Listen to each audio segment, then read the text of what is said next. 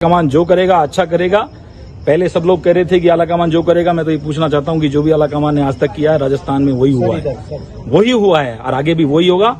आला कमान करेगा, अच्छा करेगा। आला कमान पे सब लोगों को विश्वास है। आने वाले समय के अंदर जो भी होगा अच्छा होगा, सोच समझ के होगा। आला कमान को मैं ज्ञान दूं ऐसा कोई मेरे पर है नहीं, लेकिन जो व्यक्ति इस तरह की बातें कर रहे हैं वो कांग्रेस को कमजोर करने का काम कर रहे हैं। उनका चेहरा चार चरित्र को पहले देखने की जरूरत है। वो लोग भारतीय जनता पार्टी में भी इस तरह से काम कर रहे थे, वो लोग कांग्रेस में भी इस तरह से काम कर रहे हैं। जिन लोगों का काम दलाली काम करना है उन लोगों को कांग्रेस के मामले में नहीं बोलना चाहिए।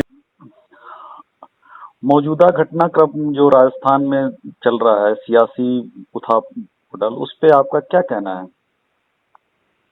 नहीं, उसमें तो मैंने कल कहा था ना कि जो मैंने देखा पहली बार कि जो इतने सीनियर लोग हैं, इतने बड़े बड़े जिन्होंने छत्रप रहे हैं आज तक राजस्थान की राजनीति में, जैसे ओला परिवार हो, मदेरणा परिवार हो, रामनारायण जी का परिवार हो जो प्रदेश अध्यक्ष एलपी दोनों रहे हैं, बुढ़ानिया जी हो, हमारे एससी के सबसे वरिष्ठ नेता जो 7 बार लगातार वो चुनाव जीत के आ रहे हैं, 77 के पहले विधायक हैं एससी में हमारे, परशुराम मोरदिया जी वहाँ थे। इसी तरह से एसटी के अंदर सबसे वरिष्ठ नेता जो सबसे ज्यादा बार चुनाव जीत गए हैं, रामनारायण मीणा जी वहाँ थे, जो जनरल सीटों पे भी चुनाव जीत गए हैं। तो इतने जो सीनियर नेता थे, उसके बाद में माइनॉरिटी की सबसे वरिष्ठ नेता हमारे 3 बार 3 राज्यों में मंत्री रहे, उनकी बेटी जयिता भी वहाँ थी। तो जो मेन जो लोग थे, सारे लोग वहां पे थे जो आला कमान पे विश्वास करते हैं, कांग्रेस पे विश्वास करते हैं। उन लोगों ने हमें समझाया, उस समय बात की कि भाई आला कमान जो करता है वही होता है। इसलिए हमने उनके जो सीनियर लोग थे उनकी बात समझ के हमने कोई बयान प्रतिक्रिया देना उचित नहीं समझा, क्योंकि हमें पता लगा कि जो भी फैसले करते आया आज तक, उन्होंने हमें समझाया कि जो भी फैसले करते आया तक वो फैसले हमेशा आला कमान ने करें। कभी संख्या के हिसाब से, कभी कोई हिसाब से कोई फैसले नहीं हुए। अभी उन लोगों ने 1-1 बजे तक वेट किया, बेचारों ने 7 बजे से लेकर 1-1 बजे तक वो लोग सीनियर लोग बैठे रहे, तो उससे हम भी धैर्य रखने की और ज्यादा शक्ति मिली है। अच्छा, अभी दिव्या मदेरणा लगातार खुल के बैटिंग कर रही हैं, सियासी बैटिंग कर रही हैं, चौके छक्के लगा रही हैं। उन्होंने एक बात कही है कि 98 में जो संख्या बल था परशुराम मदेरणा के साथ था, 2008 में सीपी जोशी के साथ था, 2018 में सचिन पायलट के साथ था, लेकिन उन्होंने खून के घूंट पीकर एक लाइन का प्रस्ताव को स्वीकार किया। तो अब क्या परेशानी है, इस पर आप क्या कहना चाहेंगे?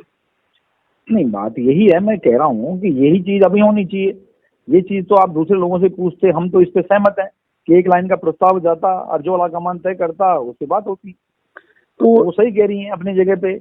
मैं यही तो कहना चाह रहा हूँ कि जो लोग कांग्रेस आइडियोलॉजी से जुड़े हुए हैं, जिन्होंने लंबे समय तक राजनीति को सींचा है, राजस्थान को खड़ा करने में जिनका महत्वपूर्ण योगदान है, वो लोग कांग्रेस आला कमान के साथ हैं।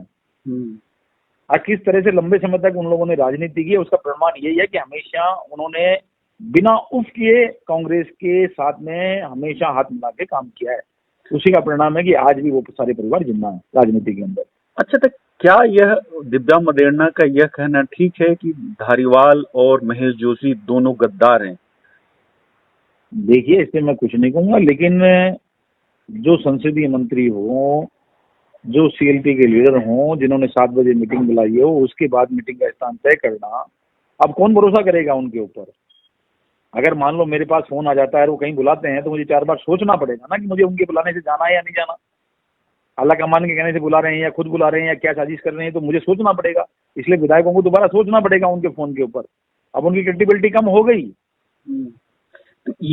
ये भी एक चर्चा है कि पहले तो सोनिया गांधी और आला कमान के अजय माकन के कहने पर सीएम आवास में बैठक बुलाई गई, लेकिन वहां पे जब विधायक पहुंचे तो उनको कहा गया कि आपको धारीवाल जी के घर जाना है, यहाँ की मीटिंग कैंसिल हो गई। क्या ऐसा सच है क्या? देखिए, 100% सच है। वो भी जो किया वो घटनाक्रम सामने आ गया। और उन लोगों से पूछिए जो लोग बेचारे धालीवाल के पूछेंगे, वो लोग वो बता पाएंगे कि वास्तव में उनके साथ में क्या हुआ। आप एक एक चीज पूछेंगे विधायकों से तो पता लगेगा। कल भी माकन साहब को, काजी साहब को, आला कमान को कई विधायकों ने बताया है कि किस तरह से बाड़ेबंदी कर इस तरह के काम किए गए, गेट बंदी कर दिए गए और जबरदस्ती साइन कराए गए। कई विधायकों तो ये तक बोला गया कि जो नहीं करना चाहता वहां चल जाए। जब विधायक जाने लगे तो गेट बंद कर दिए गए। ये तो उनसे पूछिए जो विधायक वहां गए थे, वो बता पाएंगे। कुछ विधायक ये भी कह रहे हैं कि पुलिस उनको घर से उठा ले के वहां ले गई। क्या वही बता पाएंगे जिनको पुलिस घर से उठा ले गई, वो तो वही बता पाएंगे। लेकिन जब 5 बजे उन्होंने मीटिंग बुलाई थी तो 5 बजे से 6 बजे तक उनके पास 2-3 विधायक थे। बाद में जब 7 बजे लोग वहाँ सीएम हाउस पहुंचने लगे, उसके बाद विधायकों को डाइवर्ट किया गया, सब लोग जानते हैं। सीएम के करीबी धर्मेंद्र राठौर देखिए, धर्मेंद्र राठौर की फिर बार बार बात करते हैं। धर्मेंद्र राठौर कौन है? धर्मेंद्र राठौर रजिस्टर्ड दलाल है, जिसको इंग्लिश में हम लाइजनर कहते हैं। उनकी बात करके समय खराब मत करिए। तो अब क्या आपको लग रहा है कि अब आला कमान क्या करेगा मौजूदा घटनाक्रम के बाद? देखिए, ये तो आला कमान जो करेगा, जो फैसला करेगा वो मंजूर होगा। जो भी करेंगे अच्छा करेंगे, राजस्थान को देखते हुए करेंगे, राजस्थान की जनभावना को देखते हुए करेंगे, क्योंकि वापस हमें चुनाव में जाना है। तो विधायकों की यही जो भी है स्थिति, उसका तो आंकलन करेंगे, लेकिन राजस्थान की जनता का जो नब्ज है उसको टटोल के फैसला करेंगे, और अच्छा फैसला होगा। जो भी फैसला करेंगे हम सब फैसले के साथ हैं। नहीं, आप लोग तो कह रहे हैं कि जनता सचिन पायलट के साथ है, लेकिन विधायक, देखिए, हमारा कहना नहीं है, ये जनता का कहना है, ये सब लोगों का कहना है, ये आपका मेरा सबका कहना है। अंधा आदमी बता देगा कि राजस्थान की जनता किसको चाहती है, लेकिन हम ये चाहते हैं कि जो आला कमान चाहता है हम उसको चाहते हैं, हमें कोई आपत्ति नहीं है। तो अजय माकन पे जो धारीवाल ने आरोप लगाया है वो कितना सच है, आप क्या मानते हैं? देखिए, जब आदमी खुद पे कोई होता है तो वो दूसरों पे आरोप लगाता है, उसको मैं ज्यादा कहना नहीं चाहता। अगर किसी के पास कोई सबूत होते हैं तो बताने चाहिए कि किस पे क्या सबूत है, किस पे नहीं है, तो उन पे मैं ज्यादा कहूँ ठीक नहीं है। वो आला कमान है, अगर आला कमान पे हम लोग अगर कोई पत्थर मारेंगे तो कीचड़ हमारे के ऊपर भी आएगा। इस तरह की बातें नहीं करनी चाहिए, ना हमारे को बोलना चाहिए उन पे। ये वरिष्ठ नेताओं का मामला है, वो बोले क्यों बोला, वो आप उनसे पूछेंगे, ज्यादा बेटर बता। अच्छा, रायचंद और जयचंद के बारे में एक लाइन में आप क्या कहना चाहेंगे? देखिए, मुझे पता ही नहीं कौन रायचंद है, कोई जयचंद है। सब चीजें सब ने बता दी हैं, खुद ने बता दी हैं नेताओं ने कौन कौन है, तो उसके बारे में मैं बोलूँ ठीक नहीं है चीज। चलिए, आपने हमसे बात की, इसके लिए बहुत बहुत धन्यवाद। धन्यवाद।